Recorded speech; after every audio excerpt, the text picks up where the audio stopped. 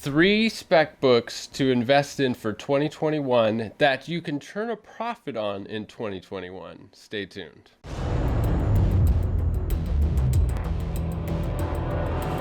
Comically correct comics. Berserker is almost here. The expected ship date is 2/24. It does look like I'm going to sell out pre-release, which is the goal. If you want to lock in your price now, pre-release, hit me up over on the eBays or the Instagrams. Don't be afraid to make me an offer. The price could go up, it could go down post-release. It's hard to say with something like this, but one thing's for sure, you can lock in a killer deal now. It's the best way to help support this channel, and enjoy the show. Thank you for tuning in to Comically Correct Comics. I am Bry. If this is your first time here, thank you so much for stopping by. On this channel, we do all things comic book related with an emphasis on speculation and investment, and just all of the knowledge and tools that you will need to be successful in having this hobby fund itself. I do truly believe that this hobby should fund itself, and there are plenty of opportunities for you to make that happen, but you're going to need to have some allies and some friends, and I hope to be an ally and a friend for you. So if you're not already subscribed, if you would please consider doing so, I would greatly appreciate it. And let's hop into this video. So I've seen a lot of videos on YouTube in the past month or so, and I might be a little bit late to the game to do this best comics for 2021 video. But what I noticed is that a lot of these videos, and a lot of them are great, don't get me wrong, but a lot of them are just listing comic books that are just good investments in general. And I thought, well, what does that have to do with 2021? So I thought I'd make a video about comic books that are good to invest in for 2021 that you can sell in 2021 and turn a profit. So that's the emphasis of this video, is 3 books that have potential to for a turnaround and a flip in 2021. So it's a little bit different when doing research for a video like that than just good investments in general, is good investments that are going to have quick profits and quick turnarounds. And so that's what we're going to talk about. A lot of these, and many of them, actually probably all of them, will have long-term benefits as well, or long-term potential as well, and could make great long-term investments. Number 1 on the list is Ultimate Fallout 4, the second print. Now, I may seem like a broken record on this, but I'm not sorry. I don't mind sounding like a broken record, because I am that confident in this comic book, and I am that confident in its potential. The reason that I have the second print down and not the first print is because I believe it's more attainable, it's within reach for more people, and I believe it has a greater potential ROI, or return on investment. I've previously stated that I thought that the first print would, when we got news about Miles Morales on the big screen in a live action, I predicted that it would hover somewhere around $1,500. And I may have been way off on the predictions for the first print. I think I was way off on the predictions for the first print, because we are seeing consistent sales now of a first print Ultimate Fallout 4 CGC 9.8 at around $1,500. Now, the only reason for this, there's been no new news or spec about Miles coming to the big screen in a live action. The only reason we've seen an increase in sales of the first print is because of some gigantic sales of the 1 in 25 Djurdivic cover, which sold for $13,000 and $14.5 thousand, smashing previous records. Just monster sales of the 1 in 25 Djurdivic cover. So if we're seeing gains like this on the first print, based solely on large sales of the 1 in 25 print, what are we going to see as far as gains if there is news announced, which I firmly believe that there will be a live action for Miles Morales? What are we going to see to the prices of the first print? $2,000? $3,000? What is the limit for the first print of Ultimate Fallout 4? Leave a note down in the comments. What do you think the absolute ceiling is for the year 2021 for Ultimate Fallout 4?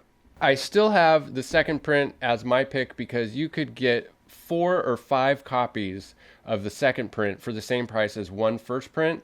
And I just think there's a better ROI possibility on that. Because when news about Miles does hit, about him making the big screen, everyone and their mom is going to want to get in on having his first appearance. But many people are priced out with that first print, and so they're going to have to go to that second print.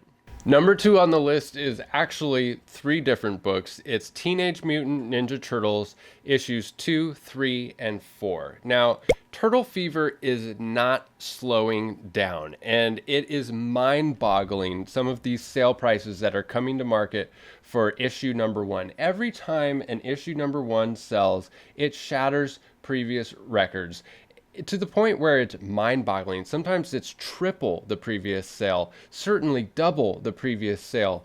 And this kind of activity, this kind of bubble and hype around a book makes me nervous. And that's saying something, because I have an extremely high tolerance for risk. And even I'm like, whoa, what's going on here? So that's why number 1 didn't make it on this list, because it's just too scary for me. I mean, we're talking about like huge numbers to invest in an issue number 1. Even if it's the second or third print, they're huge numbers. And I just don't feel comfortable recommending that to you guys, because what if it was a bubble? And what if the bubble does burst and the prices come back down a little bit?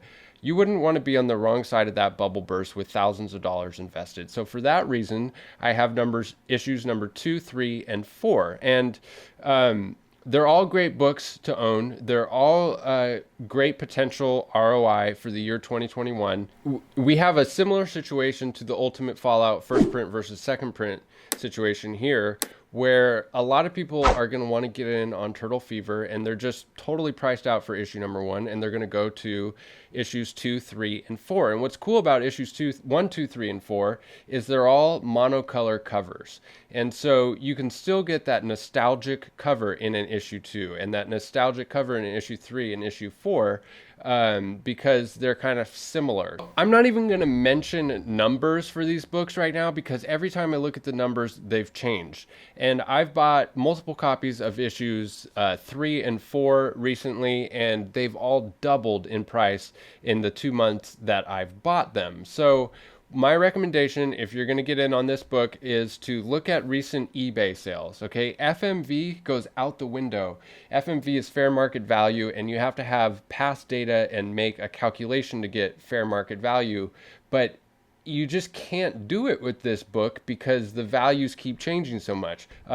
So just look at recent sales and make a judgment call on what you think is a fair price. All right, number 3 on the list, we have Department of Truth number 1. Now, this book is doing surprisingly well. Now, I guess I can't really say that, because I did buy like hundreds of copies of it in anticipation of it being a really good spec book, but I'm just surprised at the consistent price of cover A. Cover A is selling in a CGC 9.8 steadily for around $100. Now, that might seem reasonable, but it's a brand new book, and there are a lot of copies of issue number 1 cover A. So the fact that it's selling for $100 is not unheard of, but it is definitely uncommon. What is also really interesting about cover A is that it's outperforming the 1 in 10 and the 1 in 25 incentive covers, and that's just crazy to me that the cover A is doing that much better than the 1 in 25 variant. Now, I guess it has to do with the cover, and people are just more of a fan of cover A than the 1 in 25. I don't know, but to me, the 1 in 25 looks better. Is there like a JFK thing going on where people really like JFK? I don't know. Leave a note down in the comments which cover you prefer. So there was spec around this book right after it came out that there was a high dollar bidding war that went on for the rights to this property, and that high level actors were already attached to it. It's been doing well since then because the story continues to be compelling and fresh and new, and there's so many different directions directions that this story could go in, it makes a great candidate for the small screen. It would make a really good series on like HBO or something like that. The 1 in 50 is selling for around $200 in a CGC 9.8, and the 1 in 100 is selling for around $500 in a CGC 9.8. The 1 in 100 is a cover homage to Something is Killing the Children #1, just a totally epic cover, and it's doing really, really well. But my recommendation would be the 1 in 50 or the cover A. Pay attention to eBay auctions, because there's a lot of these at auction, and if you're patient, you can get really lucky and get a really good price at auction for either a cover A or the 1 in 25 or the 1 in 50. I do believe the 1 in 50 will have a great upside because of its rarity and the difficulty to get it in high grade because it's a dark cover. So if you can find it graded at a 9.8 at auction, and you're patient, you can get it for a good price, I think you should definitely jump on that. So that's it, guys. Quick and to the point, 3 spec books that have potential to flip in 2021 for a profit. If you enjoyed this video, please leave a thumbs up on your way out. Leave a thumbs down if you suck at life, and we will catch you in the next video. Bye.